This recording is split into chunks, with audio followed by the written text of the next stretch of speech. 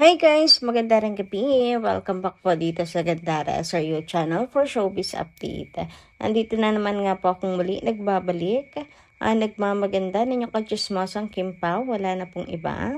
Ang lokaret na si Gandara SRU upang maghatid sa inyo ng latest update and fresh happenings patungkol kina Kim Chiu and Paolo Avellino. And para po sa gabing ito, ang tatalakayin natin pag-uusapan ay itong pahiwatig ni Kim and Paolo na pati po ako ay talaga pong napaisip sa anong ibig sabihin talaga ni Pao dito sa naging live nila sa Discord. So, alamin natin yan pag-usapan, para hindi po tayo lahat ay nangangapa. So, mukhang ang bakasyon ng Kim Pao po talaga ay matutuloy na. Pero bago po ang lahat, sa mga di pa nakaka-subscribe sa ating channel, pakiclick lang po tayo ng ating subscribe button at notification bell na nariyan sa baba upang kayo po ay maging updated at ma-notify tuwing may bago tayong chika at balita hinggil sa Kim Pao. Basta mga balita na may kinalaman, kina Kim Chiu and Paolo Avellino, sagot na nga po natin yan. And ngayong gabi, ang una po natin pag-uusapan ay mga reaksyon at komento ng mga Kim Pao natin hinggil sa mga nagdaang balita. So narito ang mga comments po nila.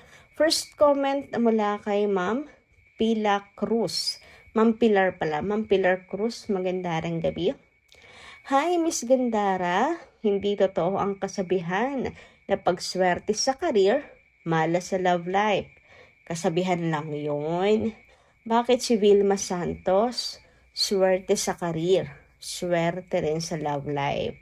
Like Kim, swerte siya sa career at swerte sa love life. May Paolo Avellino siya at mahal siya at caring kay Kim. Nako, yan ang aking panghahawakan nga po na sana'y hindi totoo ang kasabihan. Kung sabagay, kasabihan nga lang naman yan. Meron din naman mong totoo, merong hindi. So, doon ako kakapit sa mabuti kang tao ay may maganda pong blessing na darating sa'yo. Lahat ng kung mabuti kang tao ay maraming blessings and so swertehin ka talaga sa buhay. So si Kimi, ayan, swerte na po sa career and hoping na swerte rin sa love life. Diba? Mukhang si Paolo Avellino naman ay hindi po hindi po naglalaro lang. 'Di ba? Seryoso si Paolo sa buhay and kailangan lang talaga maging click. Pero ngayon kasi click na click po ang Kim Pao. Wala namang hahanapin si Pao. Pagdating naman po sa ugali, talagang si Kim Chiu naman po ay bukod sa high valued woman, talagang iingatan talagang uri ng babae si Kim Chiu na pakakasalan mo talaga. 'Di ba? Malas ng mga taong pinagtripan lang siya. So, sila po yung mali. Sila yung nagsayang po. Parang nagsayang ng kinto. Hindi ba? So, hindi po si Kim Chiu ang dapat manghinayang. Kung sabagay, sabi ni Kim, hindi naman daw siya nang hinayang. Bakit naman siya manghihinayang? Hindi ba? She know her worth. Sa Samantala, sabi naman ni Ma'am Merlita Aria Rodriguez, Good AM Gandara. Palagay ko merong ganap ang Kim Pao sa 2026 na nakakagulat ng lahat ng mga makakimpaw na hindi natin inaasahan. Dilulo ko lang ito. Alam nyo? Doon sa project na sinasabi, kutob ko din yan eh. Gandara kasi nga napakaiksi nga ng Di Alibay. Parang minadali. Baka may papasko ang magjusawa sa mga kakimpaw.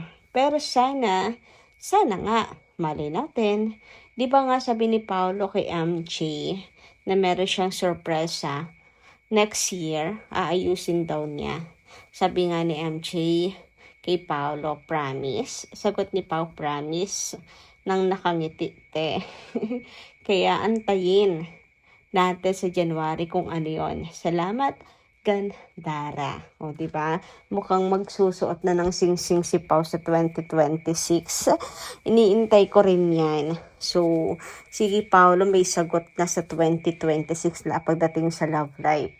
Diba? Tungkol sa love. Ayan, tapos, ayan, promise yan ni Paolo Avellino May inaayos si Pao. Uy, ang ganda naman talaga. Makanya nagpaplano na. Uy, grabe. Anyway, lapit na rin. Makonting tumbling na lang po. Diba? Pagkatapos ng Christmas, New Year. Ayan. Hoping may maganda po talagang balita. About naman sa project, sana bitin na bitin ng mga fans sa The Alibi kasi ang ikli. Tapos, ang dami pang nakat. Wala pang happy ending. So, deserve talaga ng mga fans ng another project. Malay nyo, bigla tayong sorpresahin, bulagain nga sa 2026. May next project pala na niluluto para sa Kim Pao, diba? So, hanggat nandiyan naman tayo, di naman po mawawala ang Kim Pao. So, may pag-asa. Samantala, dumako naman po tayo sa komento ni Ginang Leon Shatalian. Sabi niya rito, a man trying to prove his macho image is inconsistent and dishonest on his relationship. Napakalinaw ha? It shows how insecure he really is.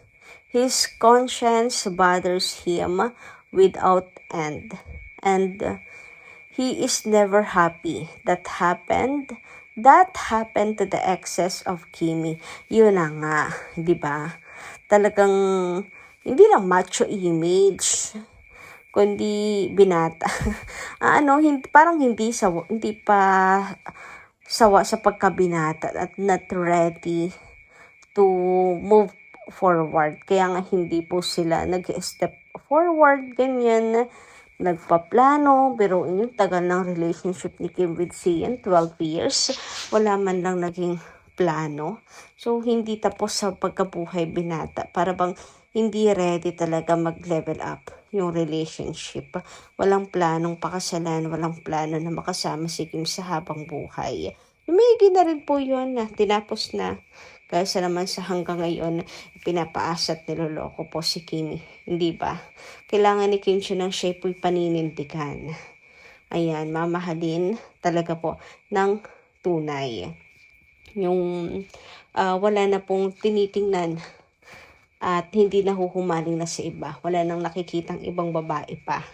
Kundi si Kim lang, yun napipicture nila sa isip nila na makakasama nila at wala nang iba na gusto pang makasama hanggang sa pagtanda nila. Di ba? Deserve naman ni Kimi, napaka-loyal kaya ni Kim Chiu. Dami nga pong nahuhumaling at talagang sinasabi na white material, a girl to marry, itong si Kimi. So, hindi po kawalan ni kay Kim Chiu yun. Sila po, kawalan nila si Kim. Yan. And si Paolo Avellino ay hindi po ganoon. Nakikita natin na kay Pao na po mapuputol ang sumpa na lahat po ng minamahal niya ay iniiwan siya. O sinabi yan ni Kim ha, in totoong buhay daw, lahat ng minamahal niya iniiwan siya, but not this time. Si Pao na ang puputol ng sumpa. Samantala, pag-usapan naman nga natin itong desisyon ng Kim Pao na mag-live sa Discord. Finally, di ba? Kanila pong tinupad ang kanilang pangako na magla-live sila sa Discord. And si Pao talaga yung nag-push na matuloy po ito. Ayan, parang biglang usapan lang po nila na mag-live sila sa Discord. Parang give and take lang. Pag si Kim may sinabi, sunod si Pao. Pag si Pao may sinabi, sunod rin si Kimi. Kahit may struggles pa. Sinabi niya na, ay, paano yun nandito? Pero nagawan diba ng paraan? So, thank you so much sa pagtupad ng pangako ninyo sa mga fans bago po matapos ang 2025. Diba? Ngayon, may sinabi kasi si Paolo Avellino na sinabi niya na baka hindi na rin kasi magawa sa mga susunod. So, bakit hindi na magagawa? Baka hindi na hindi na nila matupad. Aalis ba sila? Busy ba sila?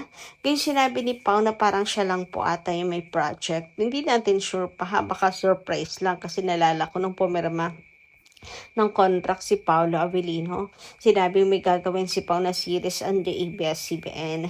Hindi naman nabanggit ng si Kim, tapos biglang boom, si Kim Chiu pala yung kanyang kasama. So malay nyo this time, 'di ba? Ganun ulit yung mangyari.